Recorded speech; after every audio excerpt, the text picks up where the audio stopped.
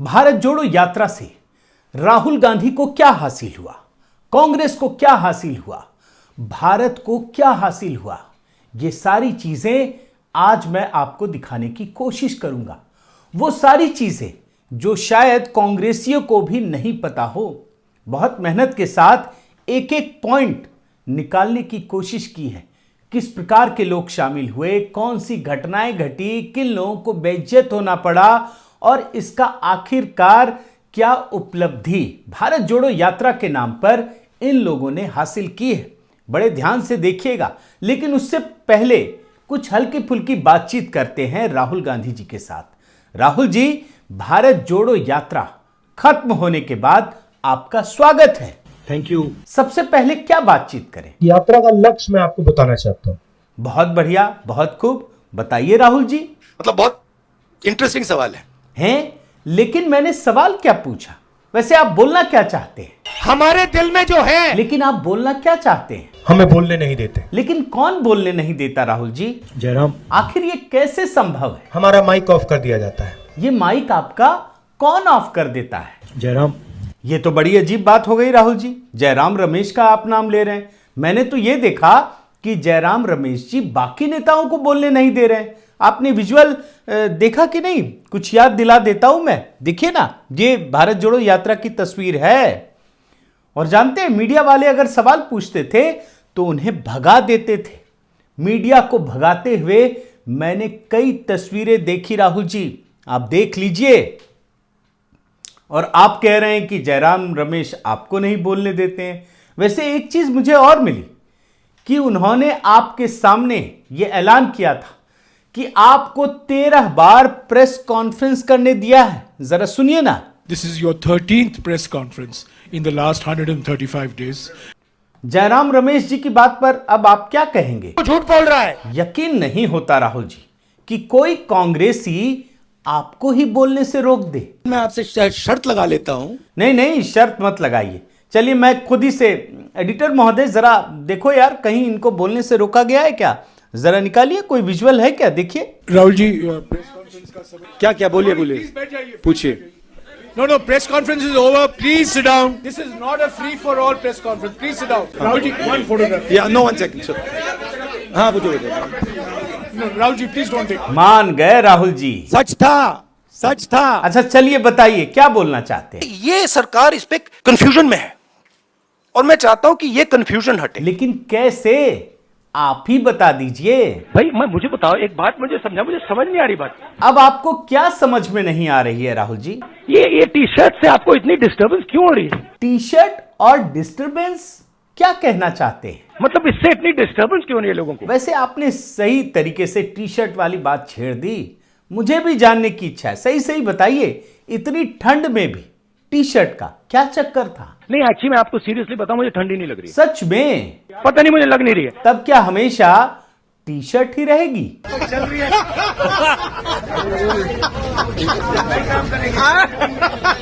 अच्छा एक बात बताइए कि इतनी कड़ाके की ठंड में भी आपने टी शर्ट पहनी, जबकि बाकी कांग्रेसी तो स्वेटर पहने हुए थे, आप तो नहीं पहन रहे थे। क्या कहेंगे? ये आपने स्वेटर क्यों पहन रखा है?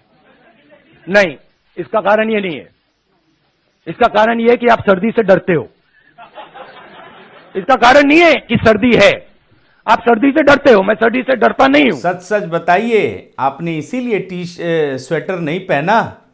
फिर से सोच के बता दीजिए। छोटे बच्चे मजदूरी कर रहे थे तो मैंने सोचा कि अब अगर ये स्वेटर नहीं पहनते हैं, अगर ये जैकेट नहीं पहन रहे हैं, तो मुझे भी नहीं पहनना चाहिए। बड़ा झोल है बाबा, कभी आप कुछ कहते हैं, कभी आप कुछ कहते हैं। वैसे एक बात आपसे पूछनी पड़ेगी। आपने एक वादा किया है भारत जोड़ो यात्रा के दौरान कि आप एक काम करेंगे, और वो भी यात्रा खत्म होने के बाद। आप भूल तो नहीं गए? वादा याद दिलाऊं क्या? देखिए ना क्या वादा किया है। यात्रा के बाद मैं वीडियो बनाऊंगा, टी शर्ट में कैसे चला जाता है और ठंड को कैसे कन्फ्रंट किया जाता है। सही में बनाएंगे? बना दूंगा आपके लिए। फिर इसके बाद आप क्या कहे जाएंगे? तपस्वी या पुजारी मत कहिएगा। मतलब इतना महान काम करेंगे आप तो क्या कहेंगे जाएंगे? गुरुजी। अरे वाह गुरुजी, सच कहा आपने। वैसे दोस्तों, मैंने इस वीडियो में हल्की फुल्की बात आपको दिखाने की कोशिश की। ये मजाक के रूप में आप ले सकते हैं और मुझे लगता है कि राहुल गांधी ने भी मजाक के तौर पर ही कहा होगा। लेकिन अब मैं इस वीडियो में सीरियसली वो चीजें दिखाने जा रहा हूं जो राहुल गांधी ने सीरियसली की है। और जब आप देखेंगे तो आपकी जो मुस्कुराहट है ना वो काफूर हो जाएगी। आज के इस वीडियो में भारत जोड़ो यात्रा की इस पूरी की पूरी कहानी को डिकोड करूंगा। साथियों नमस्कार, मैं हरिश्चंद्र बर्णवाल। क्या आपको पता है कि इस समय पूरी कांग्रेस भारत जोड़ो यात्रा में ही मगन है। उसे और कुछ नहीं सुनाई पड़ रहा है, उसे कुछ भी नहीं दिखाई पड़ रहा है जो कांग्रेस के लोग हैं। और क्यों ये बात कह रहा हूं, क्योंकि जब राहुल गांधी संसद पहुंचे तो जानते हैं जो कांग्रेसी हैं उन्होंने भारत जोड़ो यात्रा के नारे लगाते हुए उनका स्वागत किया। भारत जोड़ो यात्रा के नारे लगाने लगे। अब बजट पेश होना है लेकिन भारत जोड़ो यात्रा में लगे हुए हैं। आप देखिए ना, एक छोटी सी झलक देखिए। लेकिन राहुल गांधी तो मोहब्बत में लगे हुए हैं। और आपको मैंने इस यात्रा की बहुत सारी चीजें दिखाई हैं जिसमें उनका टेप रिकॉर्डर एक ही चीज बोलता रहा, एक ही राग अलापता रहा। और आप भूले नहीं होंगे, पहले वो बयान आपको सुनाता हूं, बहुत छोटा सा है, आप सुनिए वो क्या कहते हैं। नफरत के बाजार में मोहब्बत की दुकान खोलने की कोशिश की। नफरत के बाजार में मोहब्बत की दुकान। लेकिन ऐसा लगा क्या? क्योंकि मैंने जब उन चेहरों को खंगालने की कोशिश की जो इस यात्रा का हिस्सा बना तो पता चलता है कि प्यार के बाजार में कहीं नफरत की दुकान तो नहीं खुल रही थी। आप एक एक करके इन सारे चेहरों को देख लीजिए। राहुल गांधी तो खैर मेन चेहरा ही थे, उसके बाद जॉर्ज पुनैया, फारूक अब्दुल्ला, एस दुल्लत, कन्हैया कुमार, उमर, कमल हासन, प्रशांत भूषण से लेकर के तमाम एक एक चेहरे को बड़े ध्यान से देख लीजिए। अभी मैं इनके बारे में बहुत ही संक्षिप्त चर्चा भी करूंगा। इसके अलावा भारत जोड़ो यात्रा में कई लोगों की मौत हो गई, 5 लोगों की मौत हो गई। और ये बात जब आपको कह रहा हूं ना तो क्यों इस बात को उठा रहा हूं ये भी आपको मैं अभी बताऊंगा कि क्यों इसकी चर्चा करना जरूरी है। इस यात्रा में दोस्तों कई लोगों को बेइज्जत भी किया गया, वो भी भूले नहीं होंगे। इस यात्रा में जिस प्रकार से बड़ी बड़ी शख्सियतों से लेकर आम लोगों को अपमानित किया गया वो भी हर किसी को याद रखना जरूरी है। और इस यात्रा में मैंने जब देखा दोस्तों तो कई ऐसे मुद्दे उठाए गए जिसका मकसद सिर्फ और सिर्फ इस देश में फूट डालना था। चाहे सावरकर की बात हो, महाराष्ट्र गुजरात को लड़ाने की बात हो, हिंदी, हिंदू, हिंदुत्व, तपस्वी, पुजारी, आरएसएस, तमाम चीजें आप देखिएगा कि किस प्रकार से लड़ाने की कोशिश की गई। इसके अलावा मैंने देखा जो मुख्य बातें, बहुत सारे झूठी बातें कही गई, लेकिन 3 बयानों की चर्चा करूंगा, टंटेया मामा, हर हर महादेव और जय सियाराम को लेकर के। इसके अलावा इस यात्रा की वजह से बहुत सारे कामकाज भी ठप हो गए।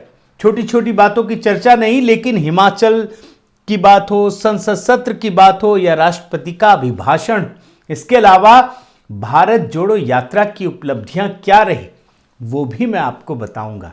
साथ ही इन परिचर्चा के बीच आप भूले नहीं होंगे कि इस यात्रा में कई सारी चीजें देखने को मिली, नाच गाने, खेल, तमाम तरीके की अजीबोगरीब हरकतें। मतलब आप को मैंने कई बार दिखाया भी है अपने वीडियो में जब ये यात्रा चल रही थी। इस पर कोई खास चर्चा नहीं करूंगा क्योंकि ठीक है, थोड़ी बहुत तो हास्य विनोद की चीजें होनी चाहिए। तो कुल मिलाकर भारत जोड़ो यात्रा में क्या कुछ हुआ आज उसकी झलकियां आपको दिखाऊंगा। भारत जोड़ो यात्रा को ऐतिहासिक यात्रा बता रहे हैं। इसकी तुलना इस प्रकार से कह रहे हैं कि आजाद भारत के इतिहास में ऐसी यात्रा नहीं हुई, तो इसको तो समेटना भी जरूरी है ना। तो आइए मैं आपको एक एक करके दिखाता हूं कि प्यार के बाजार में कैसे नफरत की दुकान सजाई गई।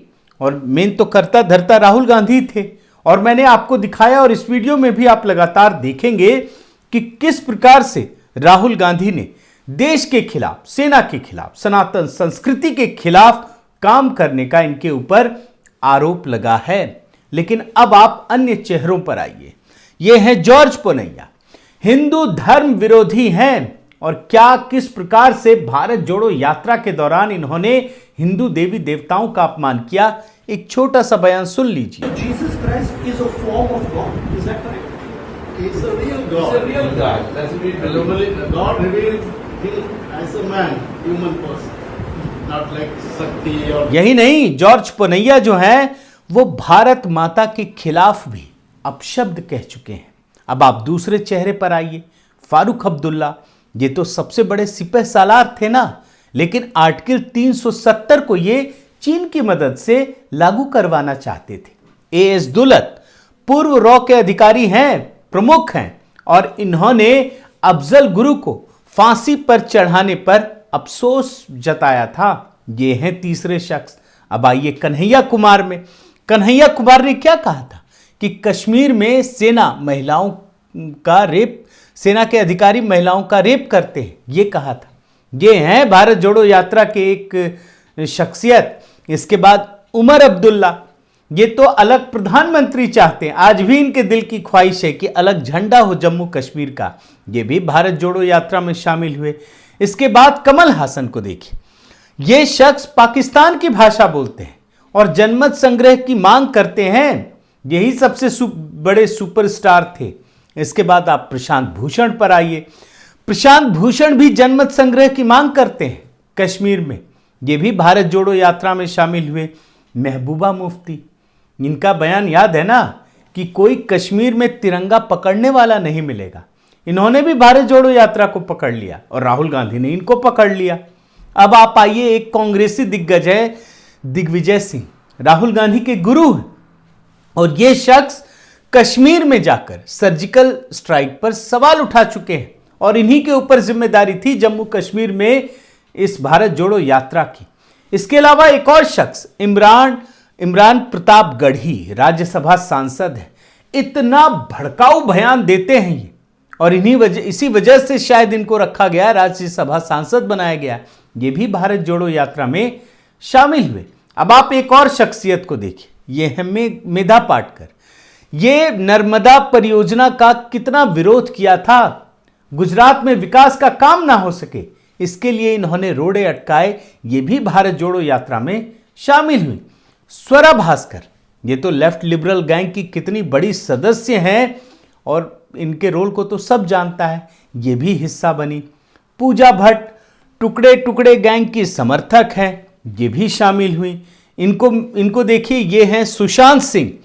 सीएए का खुलकर विरोध किया था और इनका बयान आप भूले नहीं होंगे। असहिष्णुता का माहौल देखकर देश छोड़ने के लिए मजबूर हुआ। ये देश अब रहने लायक नहीं है। ये हैं सुशांत सिंह, ये भी हिस्सा बने।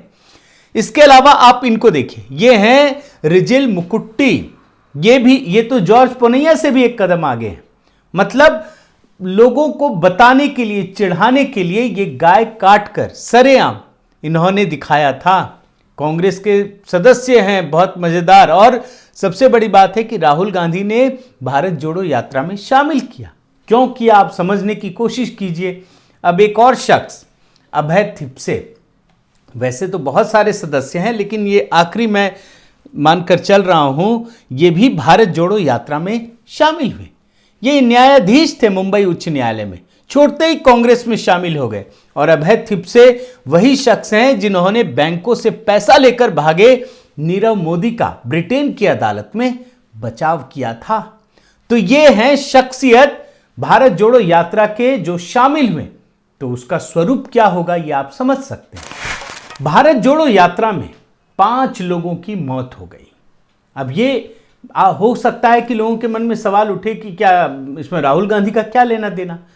तो इसलिए क्योंकि जब नोटबंदी लागू की गई थी और उसमें अगर कहीं किसी वजह से किसी लाइन में लगे हुए किसी शख्स की मौत हो गई तो राहुल गांधी ने उसका ठीकरा मोदी पर फोड़ने की कोशिश की। तो अब जाहिर है कि भारत जोड़ो यात्रा में जिस प्रकार से चलते हुए लोगों की मौत हुई तो उसका जिम्मेदार कौन है, आप देखिए एक एक करके। ये हैं कांग्रेस सांसद संतोष सिंह चौधरी। जालंधर में जब भारत जोड़ो यात्रा निकल रही थी ना, राहुल गांधी के साथ थे। चलते चलते बेहोश हो गए और बाद में अस्पताल ले जाया गया तो इनकी मौत हो गई। इसकी जिम्मेदारी किसकी है?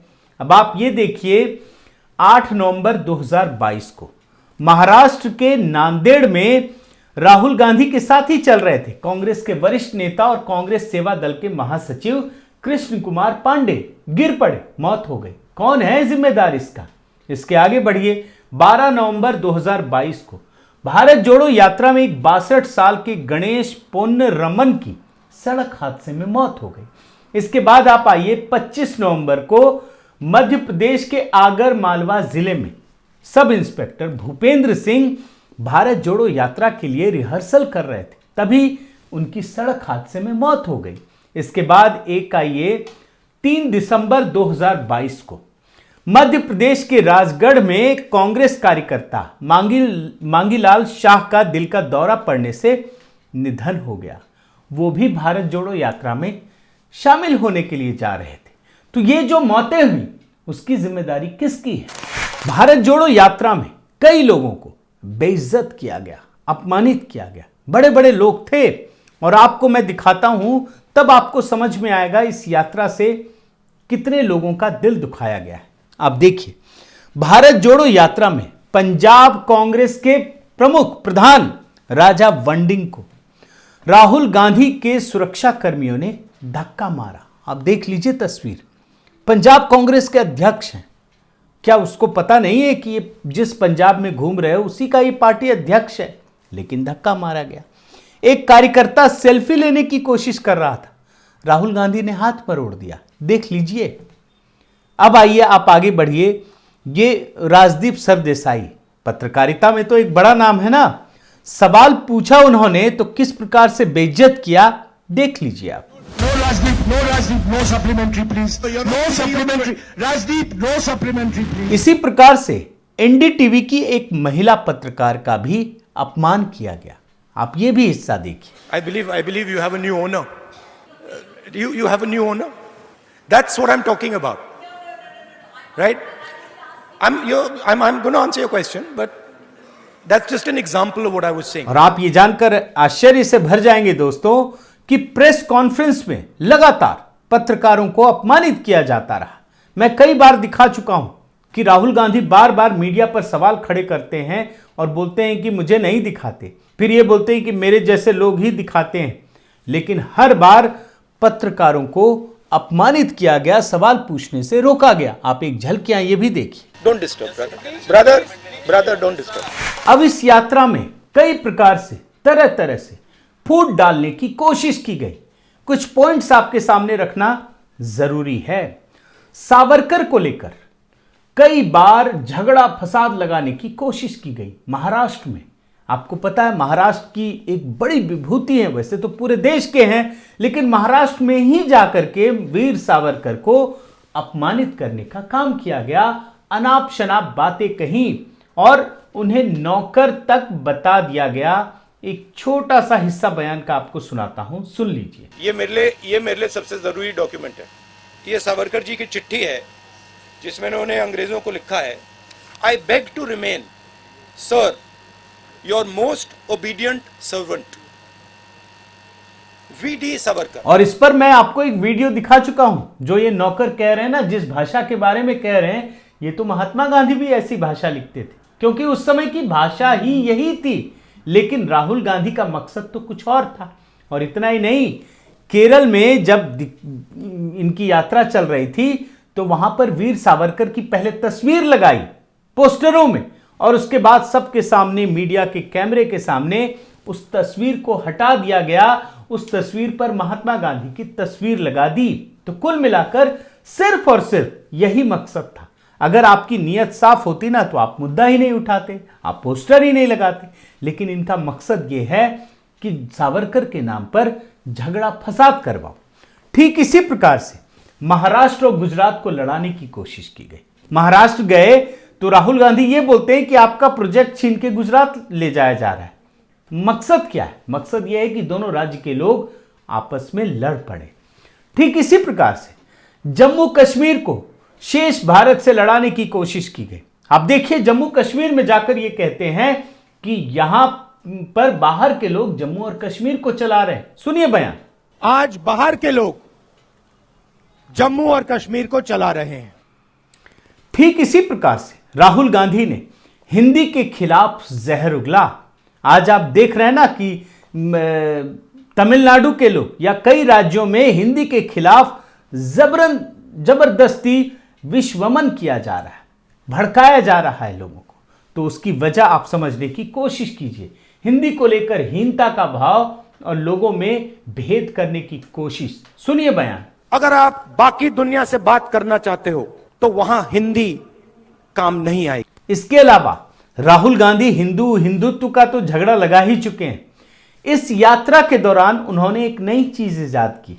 उन्होंने तपस्वी और पुजारियों के बीच लड़ाई कराने की कोशिश की। यह भी सुनिए। ये देश तपस्वियों का है, ये देश पुजारियों का नहीं है। इसके अलावे आरएसएस का नाम लेकर उन्होंने कितना बयान दिया वो तो हम सब भूले नहीं होंगे।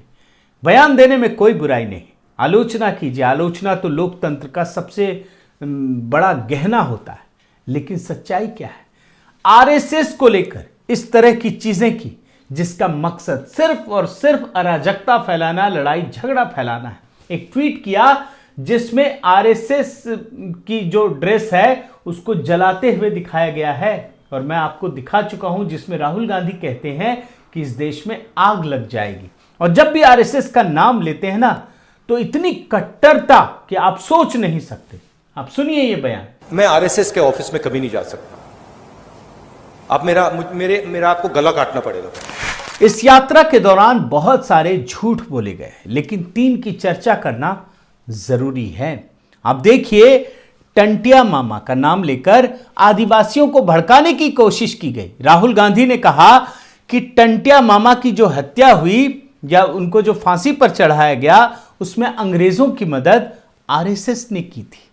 लेकिन राहुल गांधी कैसे झूठ बोल रहे थे ये आप समझने की कोशिश कीजिए। टंटिया मामा को अंग्रेजों ने 4 दिसंबर 1890 को फांसी दी, जबकि आरएसएस की स्थापना तो 1925 में हुई है, यानी 35 साल बाद। तो आरएसएस ने कैसे कर दिया? यही नहीं, आरएसएस के जो संस्थापक हैं बलिराम हेडगेवार जी, उनका जन्म 1889 में हुआ।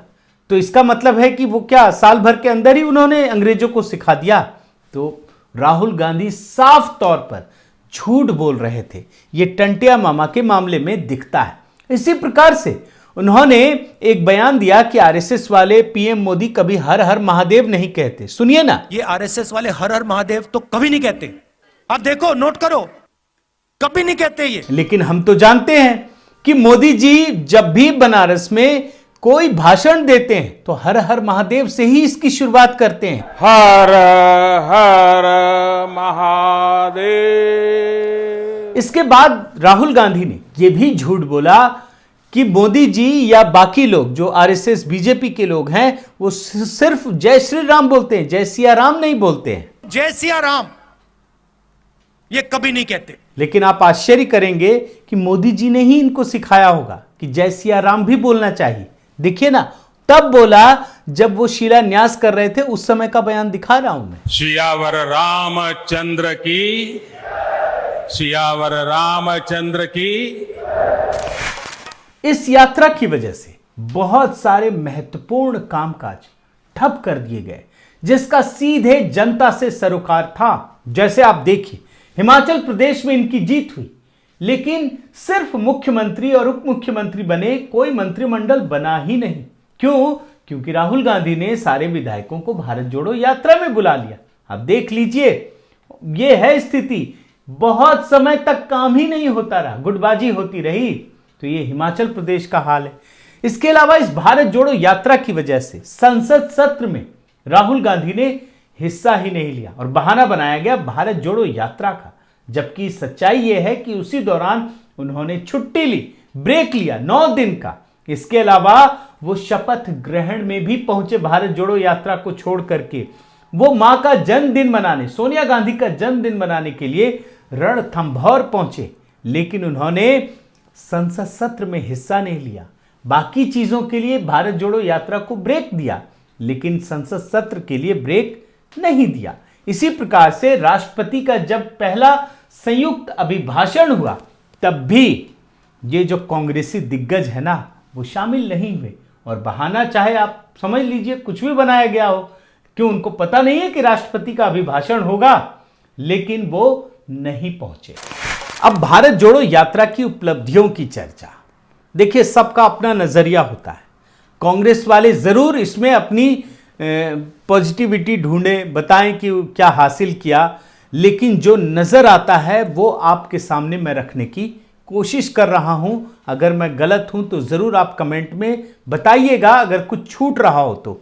आप देखिए इस यात्रा की वजह से जो अलगाववादी ताकतें हैं ना वो एकजुट हो गई। एक उदाहरण के तौर पर दिखाता हूं मैं कि इस यात्रा के समय पाकिस्तान जिंदाबाद के नारे तक सुनाई दिए, और इस मामले में हो सकता है ये गलत हो सही हो, लोग सवाल उठा सकते हैं, मगर इस मामले में मध्य प्रदेश पुलिस ने मामला दर्ज कर लिया।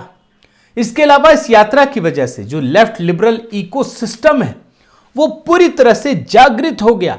अब देख लीजिए जो लोग बिल्कुल निष्क्रिय पड़े थे वो सारे के सारे लोग भारत जोड़ो यात्रा में शामिल हुए, और ये वही इकोसिस्टम है जो 2015 से प्रधानमंत्री मोदी के खिलाफ इंटॉलरेंस की मुहिम चला रहा है। इसमें सईद अख्तर मिर्जा जैसे लेखक भी शामिल हैं।